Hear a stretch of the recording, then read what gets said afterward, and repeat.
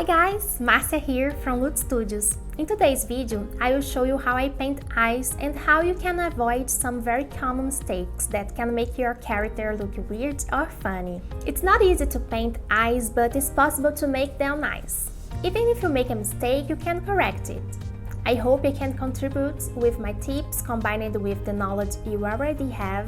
With practice, you can improve your painting and paint better eyes.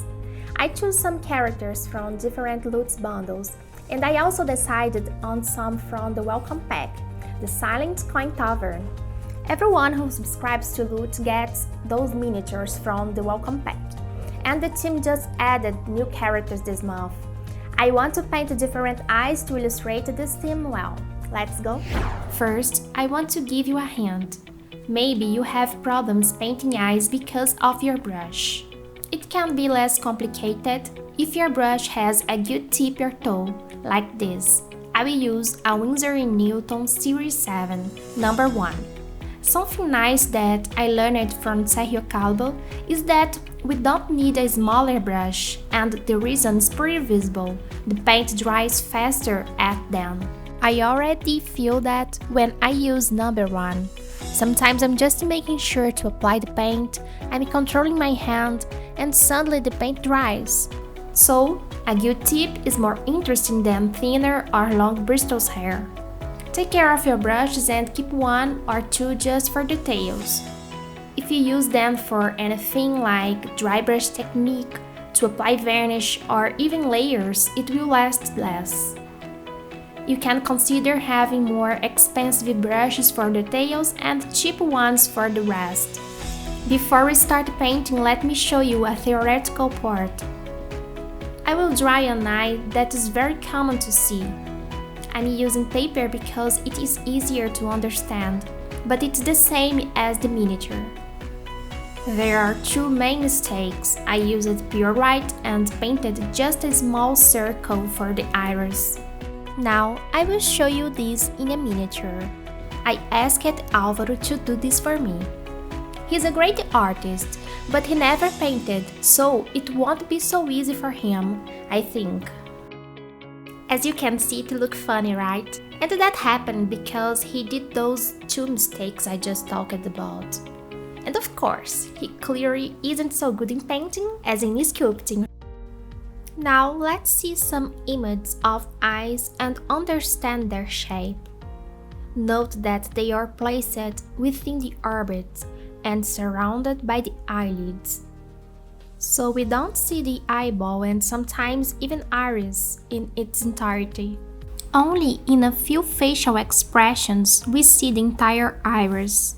Someone who is surprised with wide open eyes, for example. So, in most cases, the iris won't be completely visible, and this is one of the main mistakes. And as we get older, we tend to develop drooping eyelid that covers our eyes even more. We also have different eye formats depending on the race. The second mistake is the eyeball isn't completely white. Here in Photoshop using the color picker, I will get the exact color of this eye. And what do we see? Shades of gray. Note that the upper part is even darker. That's because of the eyelid shadow. In black people, it tends to be slightly more yellowish. So, while painting, avoid using pure white for the eyeball. Use white only for a small dot that will make the eyes look wet and alive.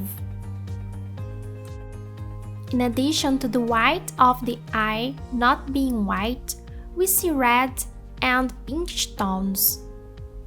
The iris has details, but that wouldn't be easy to paint on 32mm or 75mm miniatures.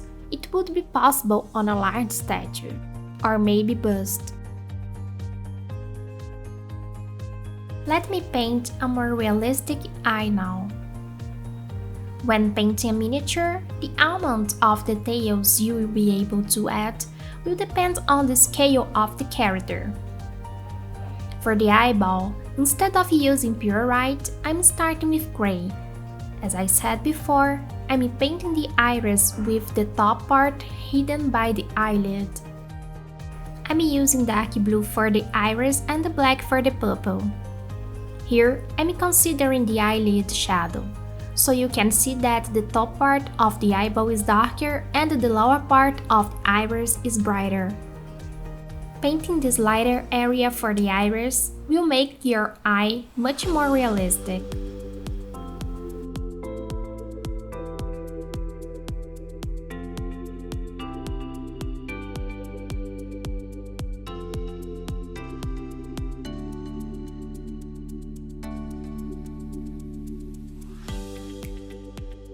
As in the minis, I paint a dark line in the upper part to represent shadow and the eyelashes. To finish, I paint a dot with white to represent light, and it gives life.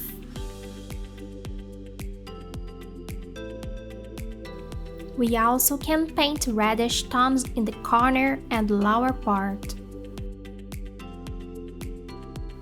I'm just making it lighter and increasing the contrast.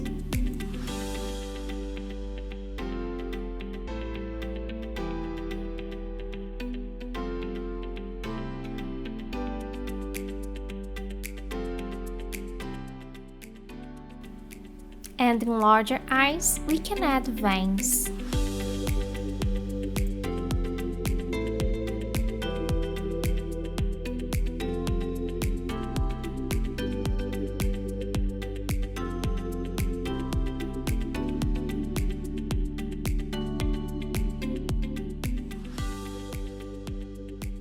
Look how different it is. Let's see more examples about iris position. Looking forward, the iris touches the top of the upper eyelid. We can't see it in its entirety. We don't see a full circle. Both the iris are slightly more going to the center. Looking down, here the iris touches the bottom. Eyes looking to the side. One eye has almost completely gone to the side and the other less. It isn't so symmetrical. As we show less of the upper part of the iris, it seems to be a more serious expression. And of course, to look angrier, you need the facial expression as a whole. See how good kids are at this? Now that you know which brushes to use and how to avoid some mistakes, let's start painting some eyes.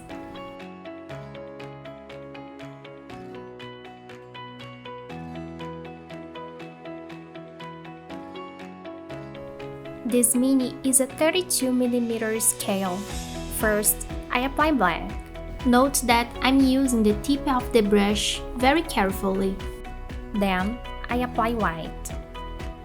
This time I'm using white, not pure but very light, because the eye is so small that we need more contrast. It is small enough to be hard to paint details, and the white dot as light. It also isn't easy to paint iris and pupils, so I will paint just a black dot to represent all this.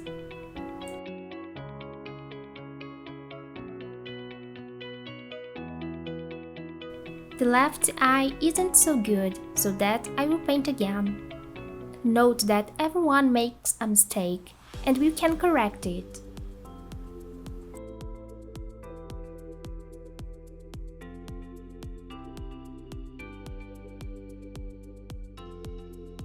Now it's better, simple and nice. This second mini is also a 32mm scale, but the eye is slightly bigger than an orc or a human eye. I will show you that it is possible to make more details, but it's so tiny that it isn't necessary. Painting it more complex, I'm applying a light gray for the eyeball, then dark green, next light green. This way we have more volume. it's better to paint the more difficult side first, to avoid corrections. If you are right-handed, it's better to paint the left eye first. Another point to consider is to position the piece according to your need. Sometimes it can be upside down. Continuing, I apply a black line in the upper eyelid, making shadows and representing eyelashes. I also use black for the pupil, and I finish with a dot of pure white representing light. Concluding, just black, white, and a dot for iris is enough. We can't see all these colors. Now I will paint a 75mm scale. This man I will paint more simple, similar to that I did on the 32mm arc, with black, then a light gray for the eyeball, and a dot for the iris. When we apply black first, it's a way to make the dark line of shadow and eyelashes. In this case, I'm painting a black eye. Sometimes we need to paint a black eye, but with a different color like brown, green, or blue. It will look more interesting in small miniatures, as you can see. Note that in all these eyes, I'm not painting a full circle for the iris. And to finish different from the 32mm arc, I will apply a dot of light with white. This mini is bigger and allows me to do it.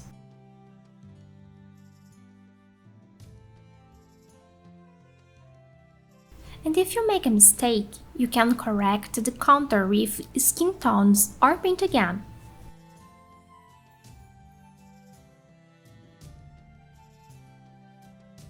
Here, for example, I painted outside the lines by accident, so I'm fixing with skin tones.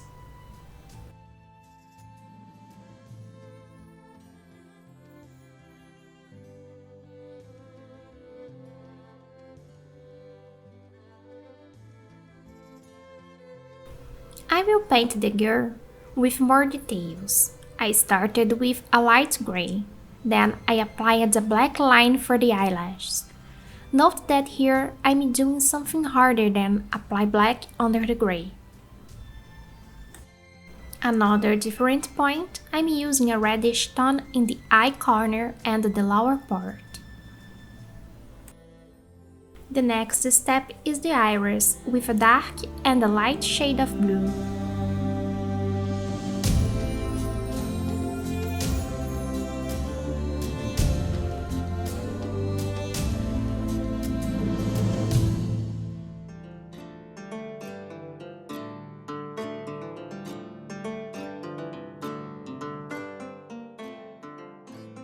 And black for the pupil. I finish it with a dot of light. The light here is the same as the metal theory. If you haven't seen the video, I will add the link here.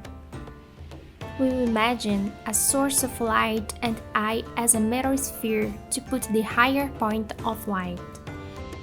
To increase the shine and make it more alive, I will apply varnish on the lower part, and I won't cover the white dot. So, when I take a photo, we will not confuse about light direction. This guy here, I painted a complete circle to simulate a scared person. Now you can see the difference when we have a full circle.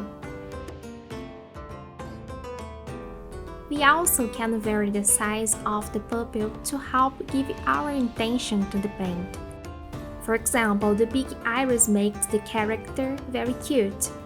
It wouldn't look good for all kinds of characters, right? And the small iris can make the character very angry. We can see those intentions in these two sides.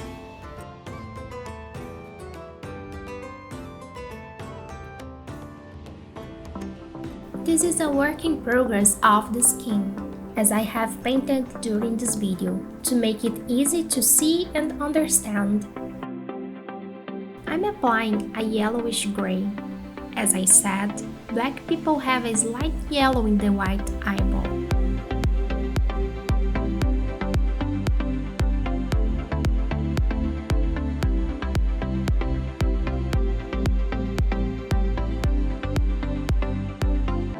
I lighter this tone and I'm using it just in the middle. It will give more volume.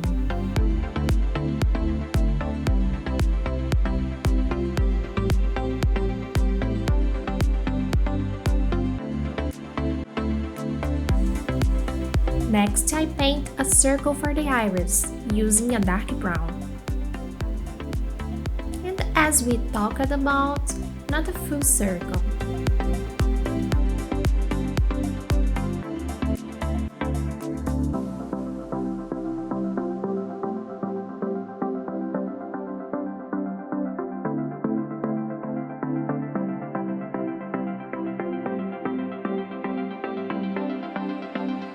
To increase the contrast and volume, I apply a light shade of brown in the lower part of the iris.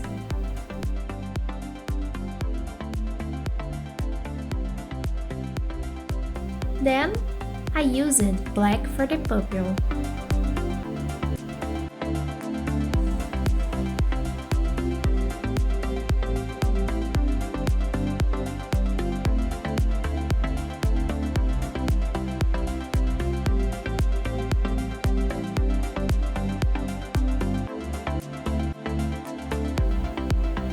I also painted a dot of light with white.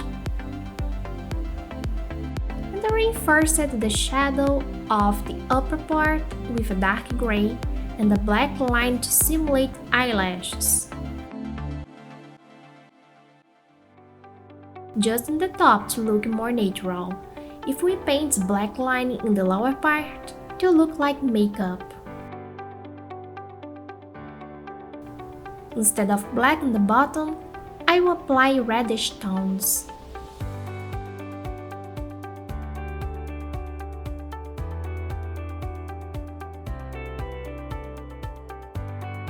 Notice that the eye gets much better as soon as I put this line on the eyelids. So this is the perfect time to correct any mistakes and to make the eye shape as refined as possible.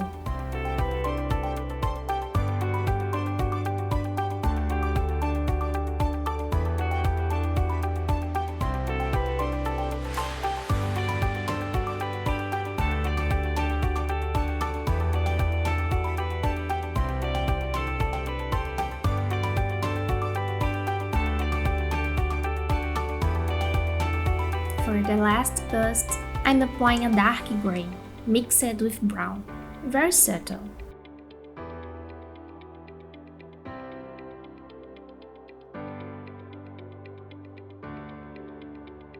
Then, I lighten up the middle of the eyeball, the same as in the first bust. The next step is the iris.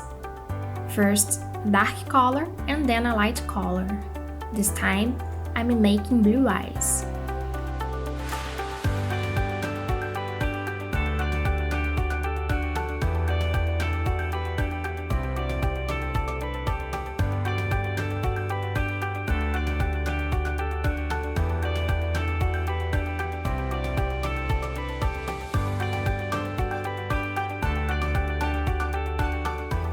I continue using black for the pupil and pure white to give a light reflection.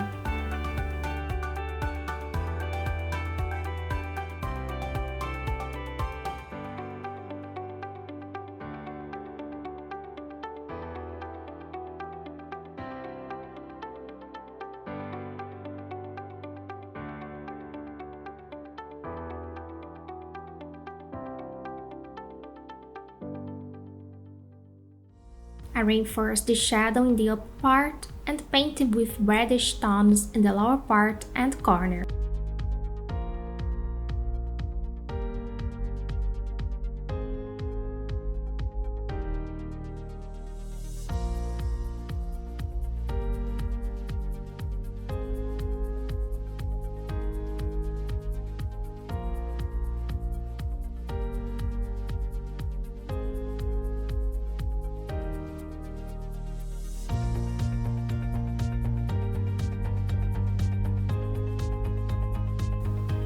I painted some veins in those busts. I used diluted paint and painted delicately. Where I thought it was too much or to break a hard line, I remove with the eyeball color.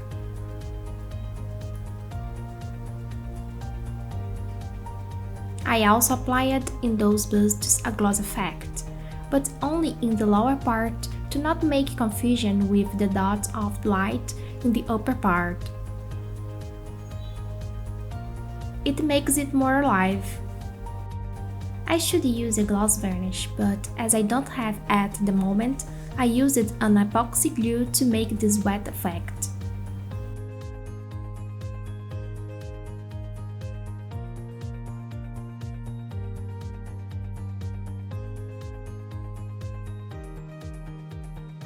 And that's it! I hope you enjoyed this video. See you in the next one. Bye bye!